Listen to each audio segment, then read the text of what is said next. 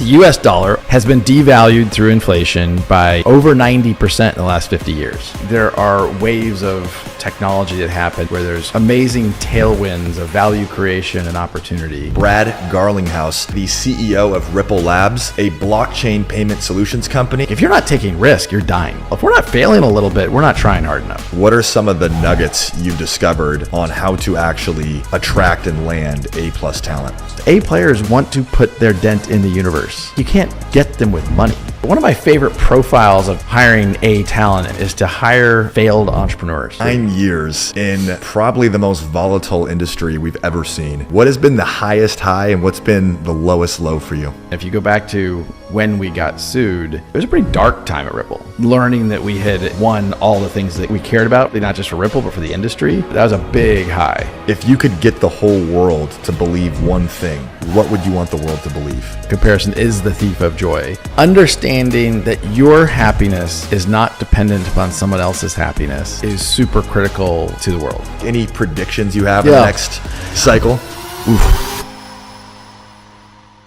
What is up, guys? Welcome back to the World Class Podcast. Today, I sit down with legendary executive and crypto pioneer, Brad Garlinghouse. Brad is the CEO of Ripple Labs, a blockchain-based payment solutions company with a market cap north of $26 billion.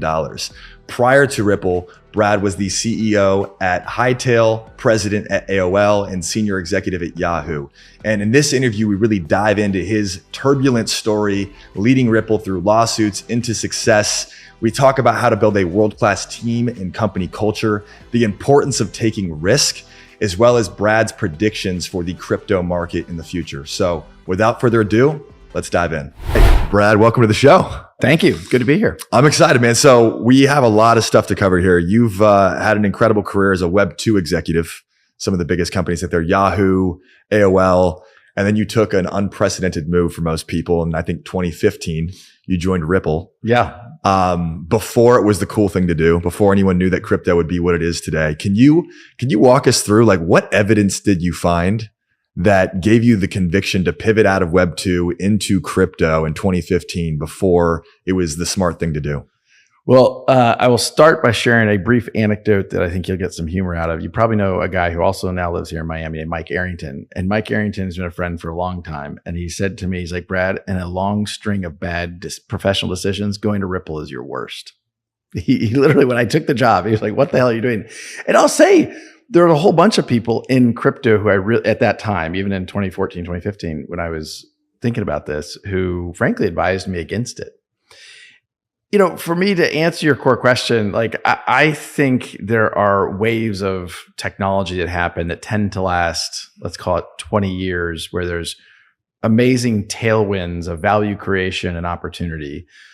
I finished business school in 1997, which was an amazingly good time to come out of business school, given the birth of the internet, kind of in the really the 1.0.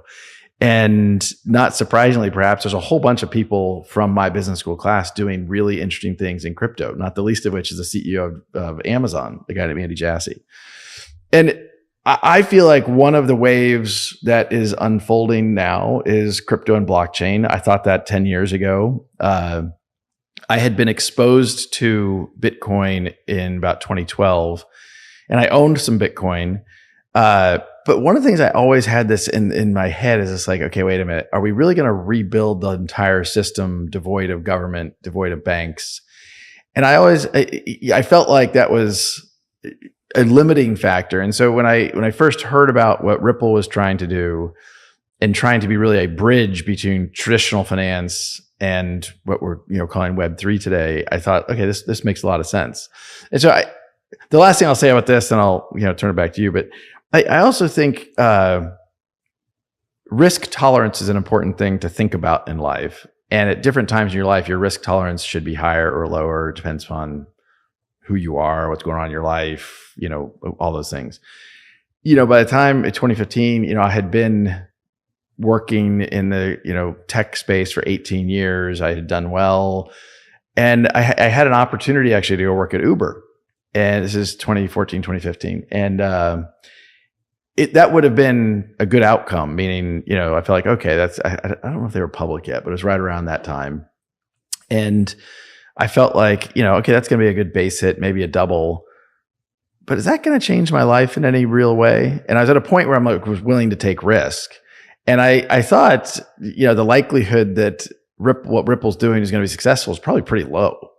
But if it worked, the returns and the opportunity to have an impact was much, much, much, much higher. That's a great way of thinking about it. We just talked about that with Elon too, with SpaceX and some of his ideas. It's like those asymmetric returns, you have to have a higher risk profile. And I think he mentioned there's like a 10% chance SpaceX would actually succeed, but he said the work was so important to drive the world forward that I just had to do what was required. So you're at that unique inflection point. I guess for those who don't know as well, like what exactly is Ripple? Yeah. And why do you think Ripple is so important in the future of crypto? So I'm going to go back to how Ripple was kind of envisioned way back in 2015 when I joined. And the whole thing came to fruition. I got a recruiting call. And I, frankly, was avoiding the recruiter for a while, and a guy I like, but I just was, I say I was busy. I wasn't. I was driving for Uber at the time, just got bored. But driving from Uber. But his point to me is like, look, Brad, you've never met Chris Larson. Chris Larson is a guy who had started eLoan. He'd started Prosper. And Chris is just an exceptionally good, and just the ability to see around corners and where the world's going is a talent. And really, he has way more vision around that than I do. And when I met with him, he kept talking about this thing, an internet of value. And I had, at that time, I had not heard that expression. And he was talking about like all the different ways that value movement has friction that we've become a little bit numb to. I mean, this is going to sound a little bit pedestrian, but like I have to take my credit card out of my pocket. I have to take my wallet out to pay for something, as opposed that's friction. Yeah. It's friction there. They're also taking, somewhere between 100 bips and in some countries 800 bips for the privilege of processing that credit card. And so he's talking about all the different points of friction where an internet of value, if it existed, it would unlock use cases we don't even think about. I'll share one that may never come to fruition, but I remember him kind of pontificating about this, and that why not a self-driving car? If we get to the point of truly self-driving cars, and I think that's not if, but when, why not be able to pass value to the car in front of you to get out of the way so you can go faster? You're in rush hour traffic and you want to go a little bit faster. You're willing to pay whatever amount, and you could even put into some sort of system. I'm willing to pay this much to go this fast, and it would moderate based upon that. You would pass value to the cars around you. Fascinating. Today, you can't do that unless you're pitching dimes into somebody's convertible, right? Like it's not even pragmatic. Right. Yeah. But you think about, okay, in a internet of value, if value truly can move the way information moves today, okay. Now, look, there's a whole bunch of reasons why you could poke holes in that. That's never going to happen. And it creates weird incentives for going slow and getting paid to get out of the way kind of thing. But he really kind of introduced this idea of this internet of value, and how for that to exist, you need certain oil in that engine to grease the system so that it can work.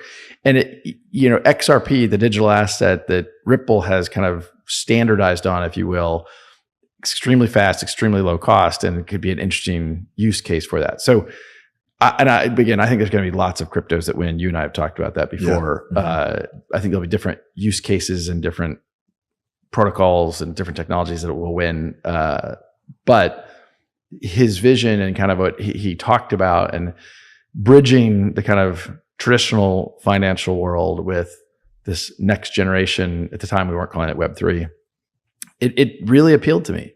One last thing I'll say about this that I think is something I thought about. I don't think there's that many times in your life where you get to do something where you really can, to borrow a Steve Jobs expression, put a dent in the universe. There have been a couple of times in my career where I feel like I've had that opportunity, but it's pretty rare. It's pretty unique. And when I thought about what Ripple is trying to do, it's one of these kind of audacious things of like, okay, we're going to enable an internet of value. We're going to build systems to catalyze that future vision. And it's definitely one of those things. You're like, okay, if we do that, that's going to change the way some of these systems operate, and you're going to feel like I helped put a dent in the universe. And there's something I find personally gratifying about that. That it's not in kind of as Elon Musk for him. I think it was about, as you described, like it's important work for the world. Yeah. I think if you can unlock an internet of value, it's going to change a lot about how some of these things work. And I mean, passing money for self-driving cars, okay.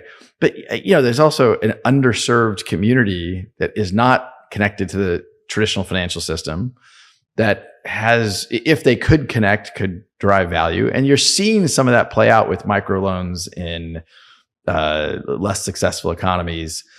And that is helping people. Like, I think that there is an element, if you can really do this at scale, there's a lot of benefits to society that I think we underappreciate right now. That's a great way of putting it. You've been at this for 9 years now, right? I just passed my 9th anniversary. 9 years in probably the most volatile industry we've ever seen. I'm curious for you, over that 9-year period, what has been the highest high and what's been the lowest low for you? The highest high, which admittedly was in and of itself an emotional roller coaster, and I have a tattoo referencing it on my left shoulder. July 13th, 2023, the court decision was issued by Judge Torres in the United States versus Ripple, and I guess to some degree Brad Garlinghouse. I mean, there are 3 cases really: one against me, one against Chris, and one against Ripple.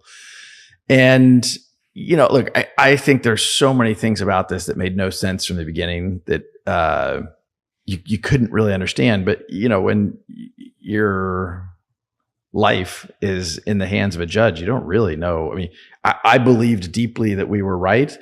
But that moment, learning that we had, from my point of view, won all the things that we cared about, frankly, not just for Ripple, but for the industry, that was a big moment. That was a big high. But even that moment was an emotional roller coaster. I actually don't mind sharing. I haven't shared this publicly. I broke down crying. Wow. And because it was definitely like the weight of it. All of a sudden it was like, oh my God, like, all of this energy, all this time, all this money for all years, this distraction. Oh yeah. Yeah. And so, well, I'll do the other, the lowest low, to some degree, December 22nd, 2020, which is the day they filed the lawsuit. Now, that wasn't the same because, when we won on July 13th, we didn't know the decision was coming out that day. I mean, it was definitely out of the blue. Yes. Yeah. That's remarkable. I'm curious because, well, congrats on winning that. That's power to the people here. I love it. But when that lawsuit was first filed, it's so tough because you have such conviction of the future and what you can do for the world. But then you have the SEC, you have other law institutions that it's completely up in the air whether or not you're able to do this. And then internally with your company, you've sold them on a vision, they're bought in, they know what the technology can do, but there's so many unknowns there. How do you keep your team engaged and convicted in the midst of so much uncertainty and chaos and persecution? Like, how do you keep the team together and charge forward to get where you are today through all that? Yeah. Two things come to mind. One of the values at Ripple, we have an acronym we use, Legos.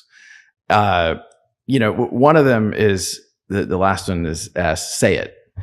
We are a very transparent organization.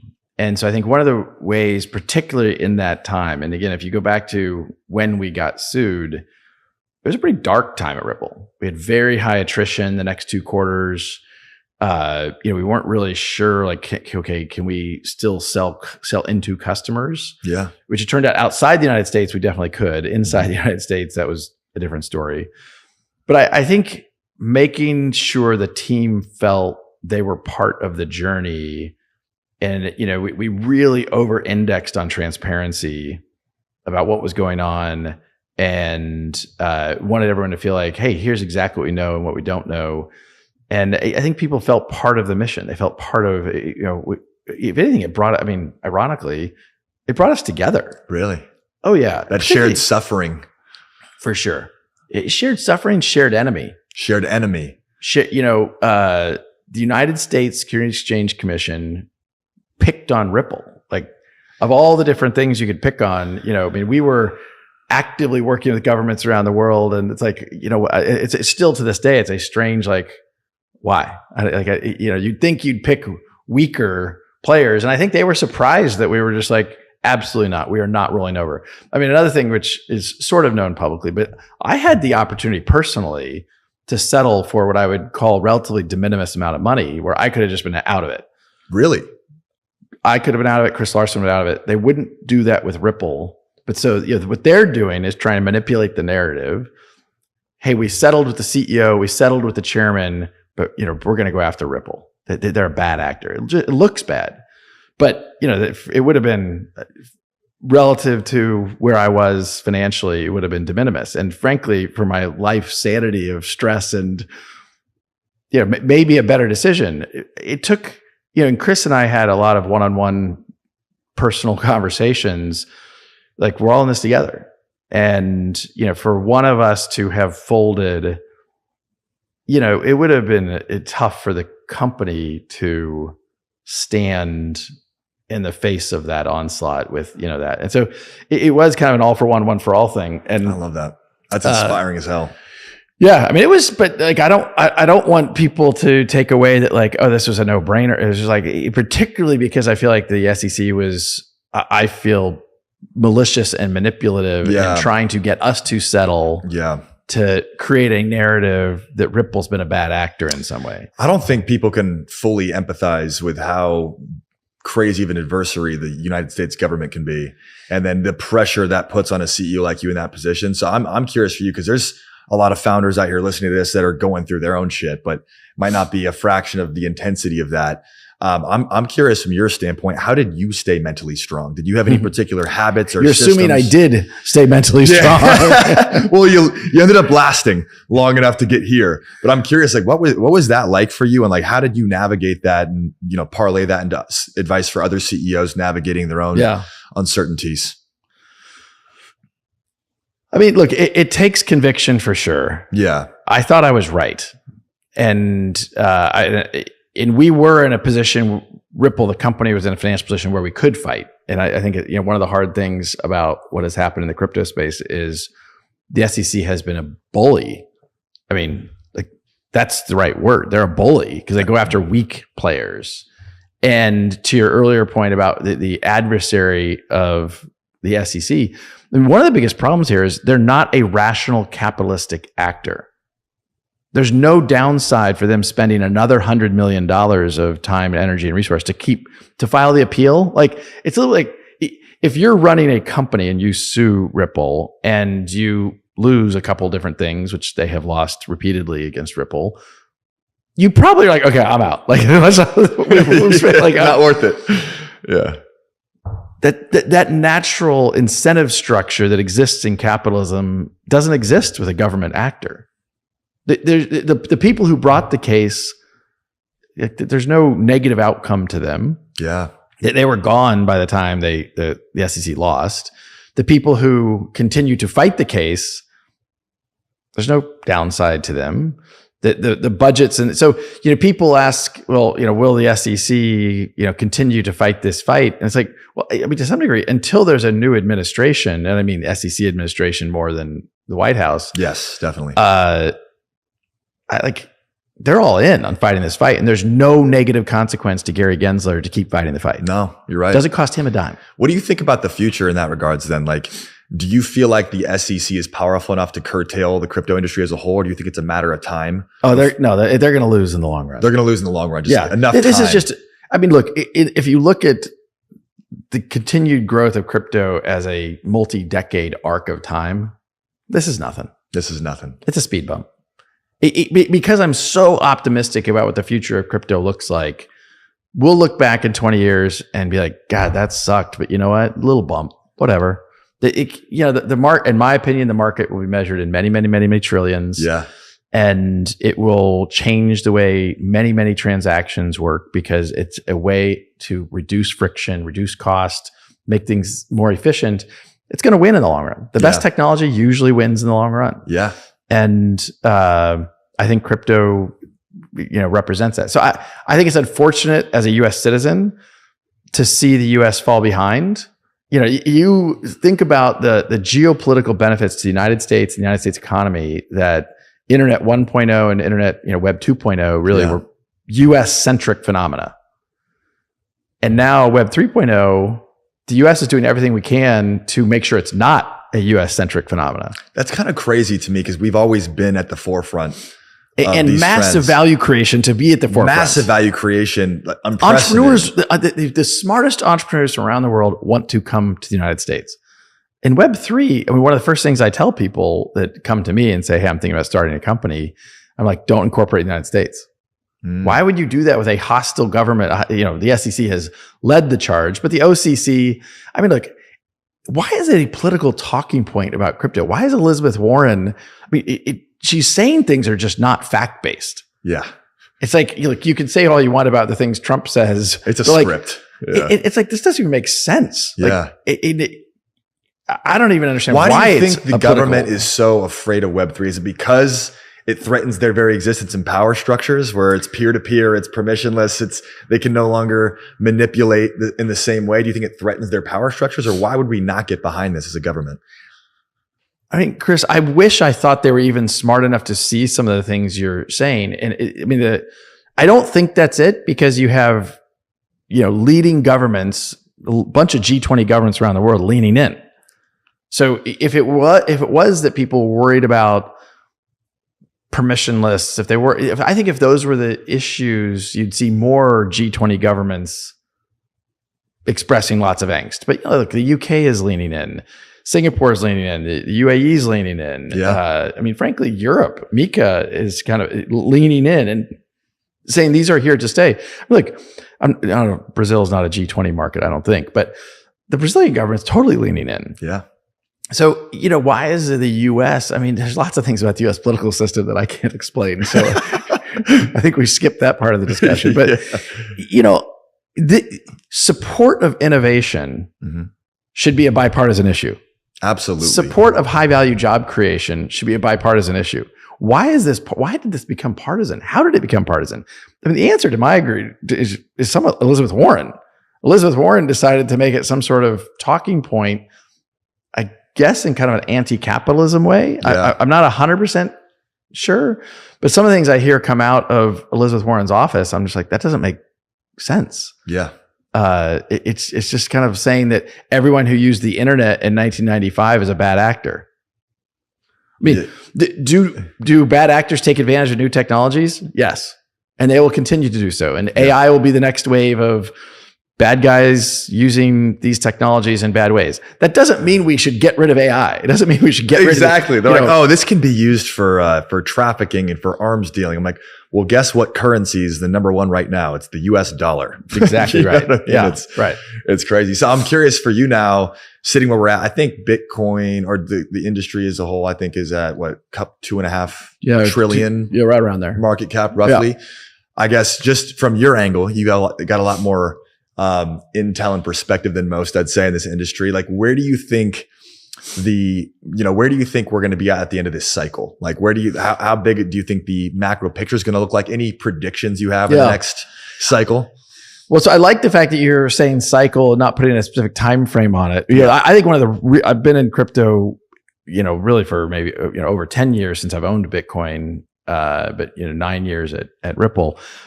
The thing that's really hard for me to predict are the timelines. Correct.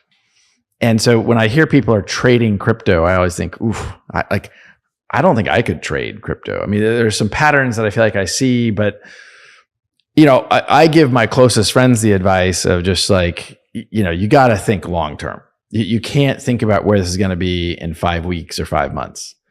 Where is it going to be in 5 years? Frankly, I'd like to be able to say, like, think about where it's going to be in 50 years. And that goes into some core macro principles that I believe incredibly strongly in, which is we, unfortunately, as citizens of the world, can't trust our governments to manage monetary supply in a long-term responsible way. There's a lot of evidence to support that sentence, right? The US dollar, arguably the best managed currency in the world, has been devalued through inflation by, over 90% in the last 50 years. Is it 90% in the last 50 years? If you do that, like just an adjusted, what was $100,000 purchasing power? Yeah. Yeah. Wow. Incredible. So, do we think that's going to get better or worse? Wow. With the printing press. I think it's probably going to get worse. Yeah. Makes sense. And that's the best managed currency. Yeah, and by the way, we can argue about that. Actually, I should retract that a little bit. One of the best managed currencies. I mean, US dollars, I think many would say, if not the best and most and we're the reserve currency. Yeah. But I mean, and that's the best one. So I think it's inevitable. Like, and it's inevitable that, right now we talking about is $2.5 trillion. Look, do I think this is an easy 10x over the next 5 to 10 years? Yeah, no problem. That doesn't freak me out when I say that at all. Like, that's conservative. If you that feels safe. I mean, to the earlier conversation about asymmetric returns, is there a chance that it's 100x in that time frame?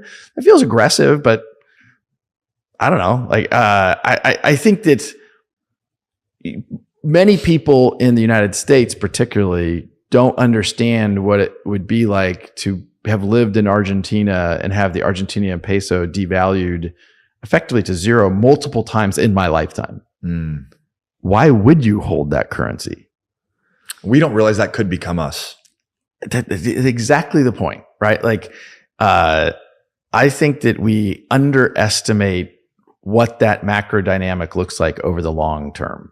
And so I'm, incredibly bullish. The reason I'm dodging the question only slightly because what's the timeline for this year? I mean, I have said publicly, I think that the market will be over 5 trillion by the end of this year, which is a double from where we are now.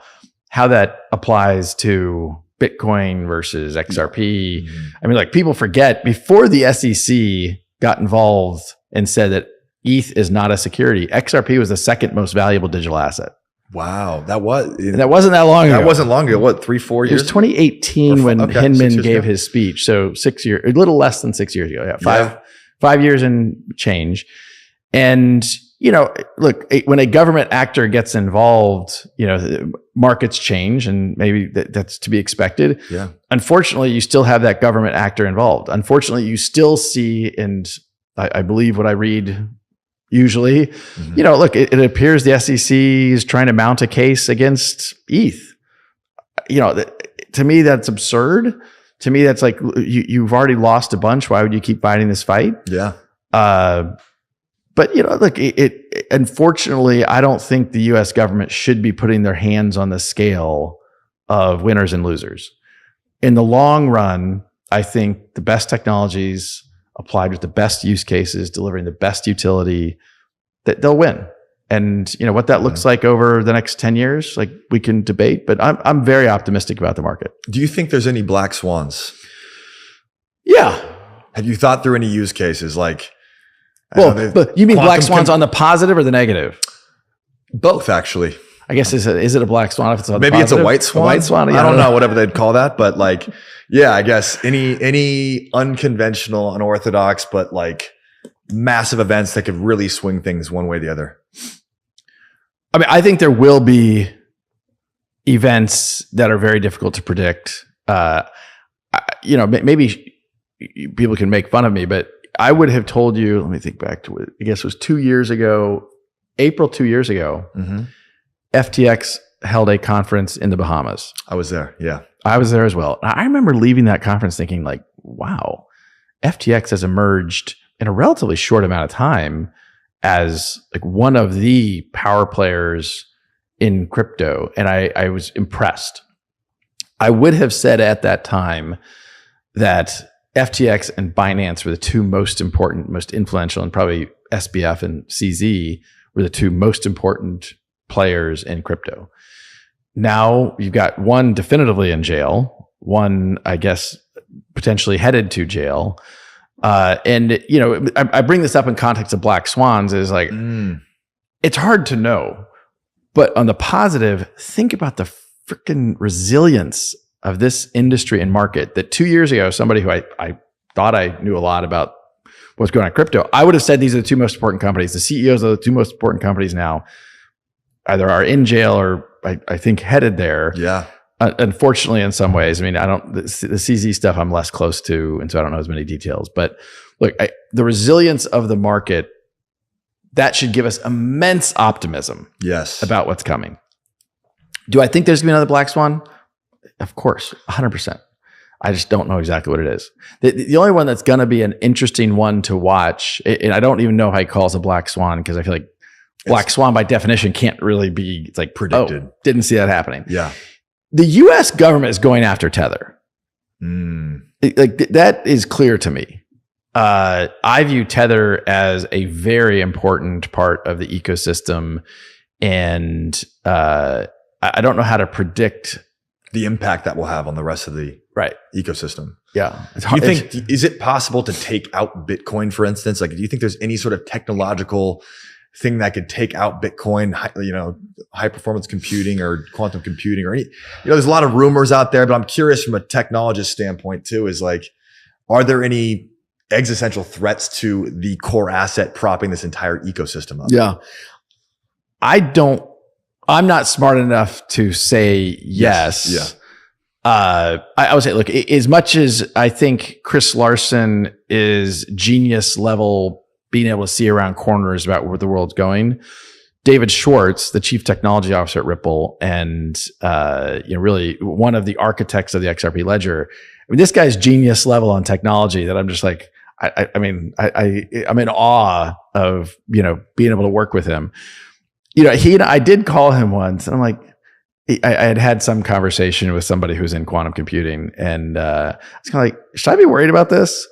And he walked me through why he felt this isn't like a little bit like that's a red herring. That's not a real thing. And he kind of explained to me why he felt that way. And so I won't bore people with kind of some of his arguments here, but I think there will be black swans. I don't think one of them is going to be the risk of quantum computing to the crypto market at large. For people that aren't as deep into crypto and they're like curious, they're seeing there's a there obviously now, who are some of the people that you really respect and admire kind of leading the charge in the crypto movement as a whole that you think people should be checking out?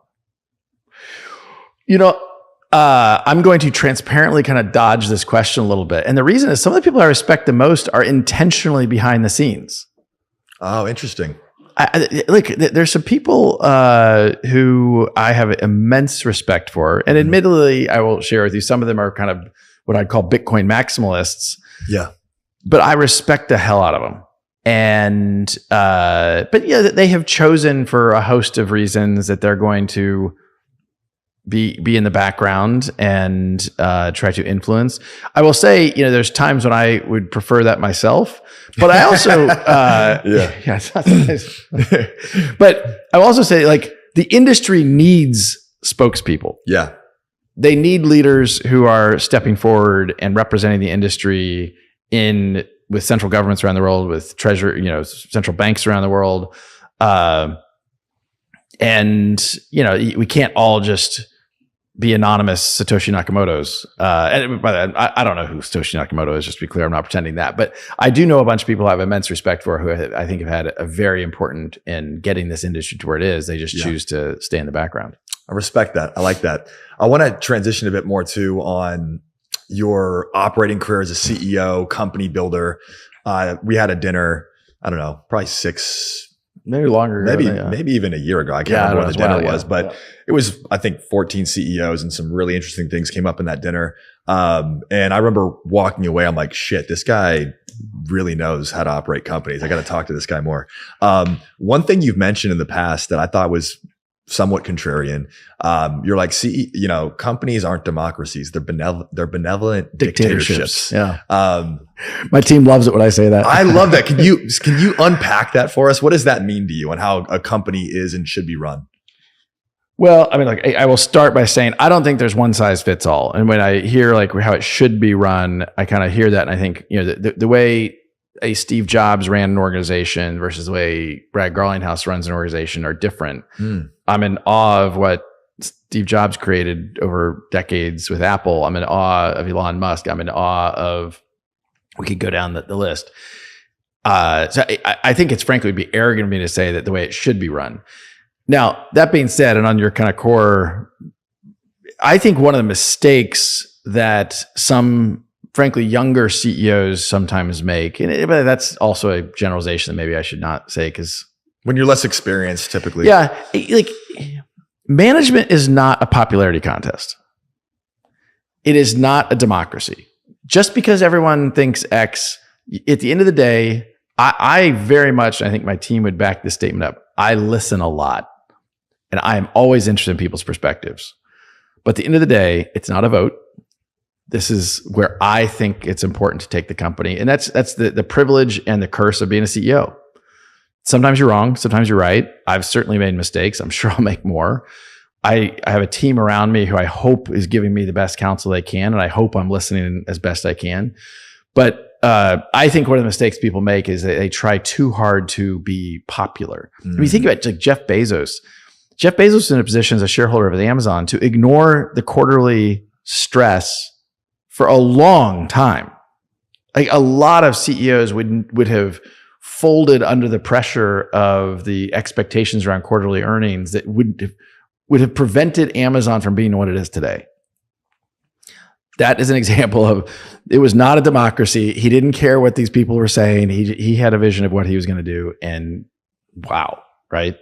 And I think the irony, of course, is the SEC is what has created the construct that drives these quarterly dynamics, and there's a lot of good reasons for that. And there has been frauds, and there have been bad actors. Yeah, but it also, in some ways, has limited how we are building and creating value and creating amazing customer experiences and changing the way the world works. So some people are more dictator than benevolent. Yeah. There's, gotta find your style. Yeah. And there's not just one size fits all, and that's okay. Yeah. That's the challenging part. I'm curious, for you personally, what's the hardest part of being a CEO? I think one of the things that people don't fully understand, it's not just, I guess it's, it's lonely. You don't have, and I think there's the reason why some of these organizations are created. I'm a part of YPO, and I think people forget that, like, as you move up. When I was at Yahoo, I had a bunch of peers, like, we were in it together, and I could commiserate and we could talk about stuff. But as you go up, there's fewer people until you're the CEO, and then, like, you're one.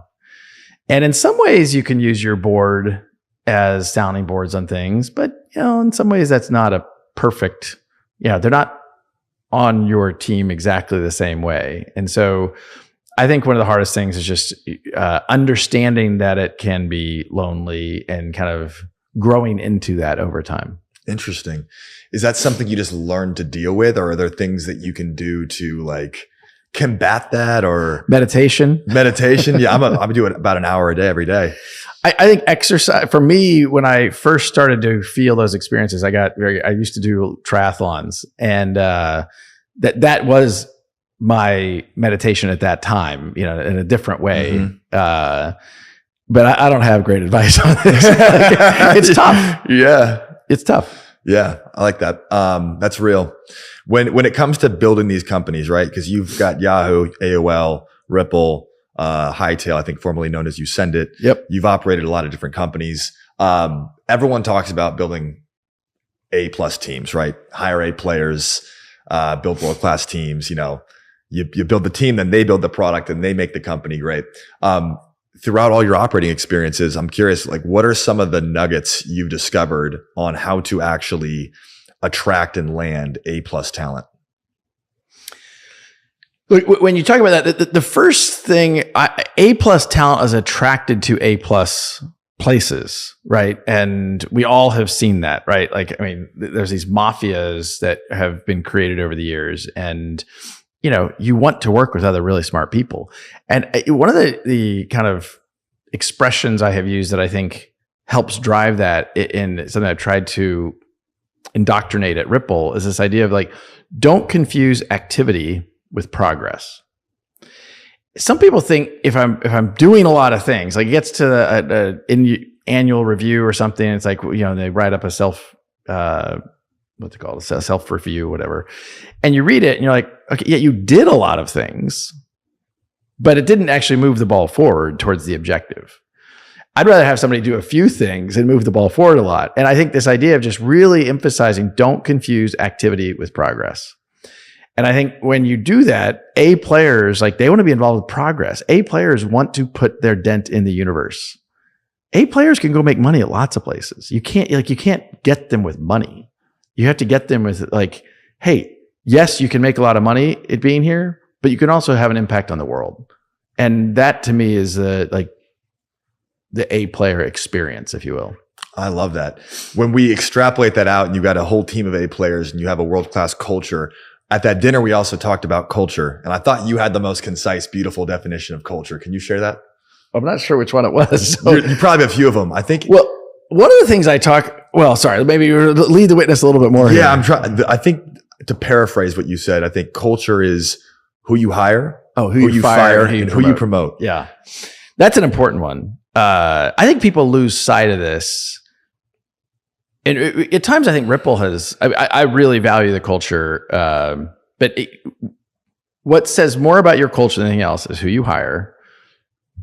It's being smart about that. And there's sometimes you want to hire someone, but they're not a cultural fit. And it's hard to say no because, but recognizing this person just isn't going to fit in well here. And that's okay. But then also being smart about and quick about who you fire. And again, just in the last 6 months, we've had this experience. And I was sad to see somebody who I thought was really talented, but they were not a good fit culturally. And then who you promote, that's the most important one. I think one of the things I'm most proud of at Ripple is there's a bunch of people on our leadership team that started. Our CFO now, he's been in the company, I think 7, maybe 8 years, and is promoted and promoted and promoted, and is now the CFO. The president of the organization, Monica Long, she joined the company 10 years, more than 10 and a half years ago, and was a director of X, Y, and Z. Now she's president of the whole company. Wow. It goes back to that progress. Like A players want progress. Yeah. And like, I'd be curious what you'd have for me here, because one thing is to assemble the talent. And for us, we've got just a really world-class team. The hard part for me is developing the talent and then retaining the talent. Because if you don't develop them, they're going to leave somewhere else because they need that forward growth because you've hired incredible people. How do you think through maximizing the potential of each person on your team? Yeah. Look, one of the things I think is hard as a manager is letting people have enough rope to hang themselves, right? That's an expression lots of people use, but there's definitely times when I see people doing something who work for me, I'm like, I wouldn't do that. But you know what? I have almost never, in my roughly 25 years of professional experience, I have almost never told someone, you have to hire this person or you have to fire this person. There's a bunch of examples where somebody who's worked for me, I'd be like, I don't know why they're like, I don't get it. But if I have to tell them who to hire and who to fire, then they are the wrong person, right? Like, if I don't trust this person who's working for me enough to make hire and fire decisions, then I should get rid of them, not the person underneath them. And so I think to the extent I've helped develop people along the way, it's being that coach and mentor, but not trying to play the game for them. Interesting. Because otherwise you can't scale if you're always dropping yourself into everything. Yeah. And look, there are times when I feel like, I can think of some times where I'm like, I knew it wasn't going to work, but it was okay. Like they needed to make that mistake and have that experience so they could have that scar tissue and be a better leader themselves. Yeah. And that's okay. And by the way, I continue to make mistakes, and I hope the key is, in my opinion, having the humility to identify when you made a mistake, admitting the mistake, and learning from it. Yeah. And that's okay. But again, back to our earlier point, that's not, we've talked about some CEOs who are very, very bad at admitting mistakes. Yes. I admire the hell out of them. It's not my playbook. It's not how I operate. I get that. Cause I'm always just trying to understand in hindsight other mistakes people have made. Cause I think experience is the slowest and most painful way to learn. Yeah. I'd rather just take your lessons and like, all right, well, let me keep that in mind so I can actually apply that. Well, I will give you one other one. You're not asking this, but I'll tell you, one of the big mistakes I think that you and I talked about this a little bit one-on-one. As companies grow, they hire more and more people in risk mitigation functions. They hire more lawyers. They hire more HR people. They hire more finance people. And those people, their job is to mitigate risk. But in some of these industries, particularly nascent industries like crypto, like if you're not taking risk, you're dying. And so I think having been around for a while, like creating a culture that embraces risk, it has to tolerate failure. And if you don't tolerate that failure, you're not going to enable the risk. And I feel like you have to keep at least what I think about at Ripple is I want to keep pushing risk. I want us to fail. If we're not failing a little bit, we're not trying hard enough. And I'm glad we have an amazing legal team. We have an amazing finance organization. I love my HR leader. And their job is to at times be like, okay, wait, like we shouldn't do that. You know, sometimes I'm like, I hear you. This is not a democracy. I mean, I'll tell you one other quick story on this that I think is really relevant. The general counsel at Yahoo way back when was a guy named Mike Callahan. He, I think, is an amazing human being and an amazing lawyer. And one of the things he said to me, he's like, Brett, my job and my team's job, I didn't work with him. I wasn't senior enough to do that. But my team's job is to help you understand risk. It's your job to allocate risk. And he's like, if my team is telling you, no, you can't do something, they're not doing their job. Lawyers don't tell you, no, I can't do something. Lawyers say, look, here are the risks. You should make a decision. Now, there are exceptions to that when it comes to criminal activity. And so I'm right. You have to have the guardrails on. Yeah, the guardrails have to be there. Yeah. No criminal activity. But there's a whole bunch of stuff that's like, well, wait a minute. Like, yeah, okay, I understand a lawyer thinks there's risk in doing that, but like, you have to take risk, particularly in a nascent industry. You know, I mean, was Ripple taking risk by fighting the SEC? 1,000%. Absolutely. Was I taking risk by not settling personally with the SEC? 1,000%. Am I glad I took those risks? Of course. Did some of the lawyers advise me maybe I should take this? Yes, they did, as they should have. That's their job. But you listen to your own compass. You have to. Again, as companies grow, there's a natural tendency to take fewer risks. And I think when you're in an industry like crypto and blockchain that is growing and dynamic and gonna change a bunch, you have to keep taking risk. I love this message because I feel like the fear of failure, the fear of rejection, the fear of humiliation in life, not just at a company, yeah, robs people of their potential like nothing else. I agree. Right. There's so much genius and there's so much innovation and so many gifts that have yet to be given to the world because people are so afraid of what their peers are going to think. Yeah. And so to create a safe space, you're like, you know what? We're going to go against the freaking matrix here and just like not let our fears be our guide, but we have faith, we have conviction. And like, that is powerful stuff. The hard thing I think is how do you inculcate that into an organization where it's not just at the CEO level, it's not just the executive level, because I want a director of product management to embrace that same thing. I want an engineering, manager of X, Y, and Z to embrace that same thing. And so the hard part I think is making sure you have a culture, and I'll go back to what I said earlier, that encourages risk and tolerates failure. If you don't get the second part, if you don't tolerate failure, people are not going to take risk. Yeah, I'm like self-reflecting on this right now. I'm like, man, I can be overbearing sometimes because like, for me, it's all about creating raving fans. Like all I want to do is create raving fans that are founders out there. Right. But I can see too, when you have such a passion for creating results at a certain level, you can be constrictive and that can be the very thing bottlenecking your company's growth. Yeah. Just let people make a few mistakes, celebrate them, move forward. Yeah. Are there any TED Talks, books, courses, just personal development things that you've done that you feel like were like asymmetric levers in your personal growth that you think everyone should just either read or watch right now? Oh, that's a really good one. I'm trying to think. Well, I mean, this is a micro example, so it's imperfect. And I kind of alluded to it earlier. The CEO of NVIDIA gave a talk at Stanford. It got some fame, at least in the viral loop, ran for a minute. And I don't know. I think his name is Jensen Huang. Jensen Huang, yeah. Yeah. I don't know him. I listened to this guy and I actually sent it to my kids, which, by the way, that's the highest praise I can give, right? Like this is something I want my kids to pay attention to. Wow, yeah.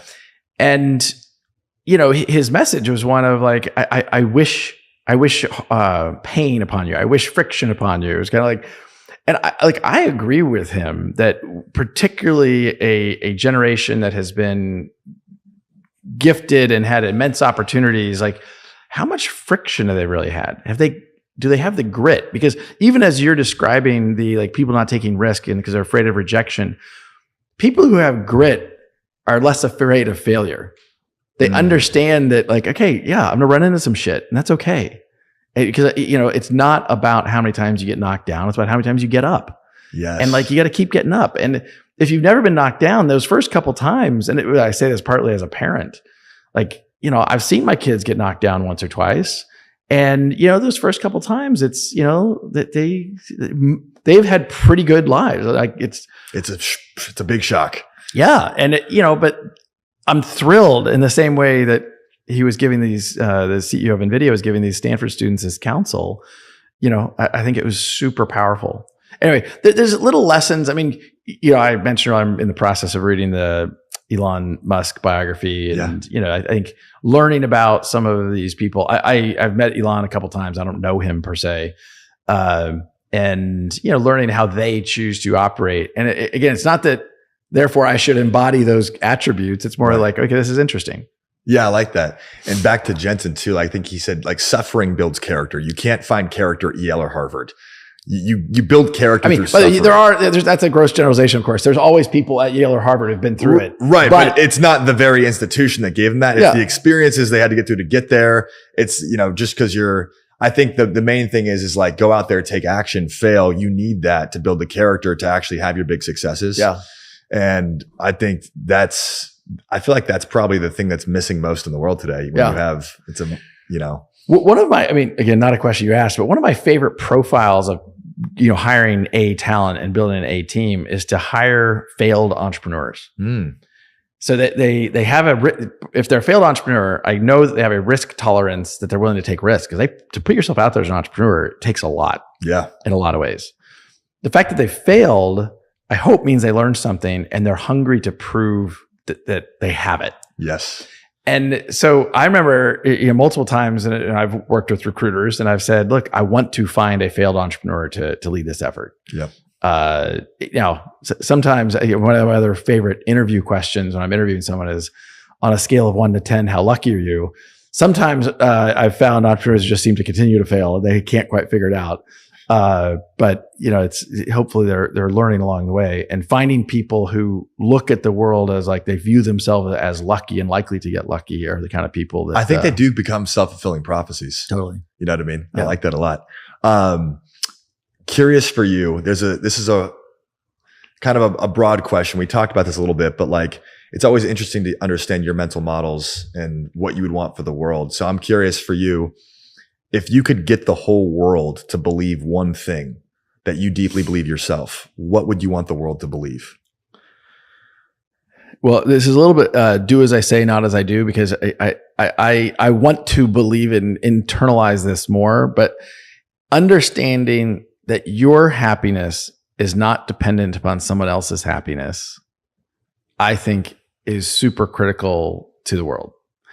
I think too often we're too worried about what other people think. I think one of the great, viruses of life is things like Instagram, because we're comparing ourselves to, other people all the time. And, comparison is the thief of joy. And for me, if people better understood your happiness is not dependent upon everyone else's happiness, I think that would be good. And I'm not saying that I'm perfect at that. Yeah. I try. I try to remember that sometimes, but we're all works in progress. That's good. I feel like a lot of our best advice that we give to other people is just the advice we also need for ourselves. Exactly. That is absolutely true. Like I'll write like a post on LinkedIn or something to go inspire people. I'm like, shit, I needed that. Yeah. But that's good. That's a good thing to recognize as well, right? Yeah, absolutely. Before I ask my last question, where can our listeners engage with you online? The main one for me is Twitter. Okay. B Garling now at B Garlinghouse. I'm semi-active. I tend to be a one-trick pony. Well, two-trick pony. One is I tweet about crypto. I tweet about what's going on, to some degree Ripple, but also stuff outside of Ripple, just the crypto industry. The second one is I'm a rabid fan of the Kansas Jayhawks. I'm a graduate of the University of Kansas, and best basketball coach on earth, Bill Self. Anyway, those are the only two things I really tweet about. So if you want info on those two topics, you should follow me. Otherwise, Brad is the #1 account on those two topics. Awesome. Well, for me, the name of the show is World Class. And I think when I think about that, I think about being a world-class human, being world-class in your craft, and just living a world-class life. And for me, I think the core of that is really just seeking growth and expansion. I think that comes from always seeking your next level, not from a place of lack, but from a place of wanting to become more as a human while we're still on this planet. So for you, despite everything you've done so far, building Ripple, operating companies, for you, what do you feel like your next level looks like personally? I think it's understanding, that success is measured not by bank accounts and size of companies exclusively. It's understanding that success is about the impact you have on people's lives and the interactions you have and the people you touch. I get immense joy, frankly, as a dad, but also in seeing like the next generation of leaders, both inside Ripple and those that I get to interact with outside of Ripple, and kind of bringing them along and helping them along their journey. That's a lot of success for me now, which probably I didn't understand as well how much joy that would bring in my 30s and 40s when I was kind of just work. I was working insane hours, and then you get there, you achieve success in the kind of maybe more financially capitalistic driven measures, and you kind of realize like, I want something more. And it is a little bit like, how are you putting your dent in the universe? And there's a lot of ways to do that. And some of the people I admire most are not necessarily the people that are the traditionally defined most successful people. That people are like, wow, they have, they've chosen a path less traveled. I love that, man. Yeah, I think you graduated on the soul evolution of like, well, okay, I've made a lot of money. I've had a lot of financial success. I've had the status, but now it's like, all right, how can I maximize my impact? Yeah. I love that, man. Well, this has been fascinating. I just want to commend you for being courageous, and like going through some real shit and staying in your path and paving the way for an industry really, and being one of the forefront leaders. And just, I think I'll use the word hero because I think heroes for me pursue their own principles in the face of all adversity, with a noble intention. So I think you've done some pretty heroic stuff and learned a lot today. I take that as a huge compliment. I appreciate it. I don't know if I would call myself like I don't hold myself in that level. I know you don't, but I think I can give you that. I think like with integrity. I appreciate it immensely. So thank you so much for sharing, man. I know people are going to love this. Thank you. Awesome. Hey guys, I hope you enjoyed this episode of the World Class Podcast. Don't forget to like, comment, and subscribe across all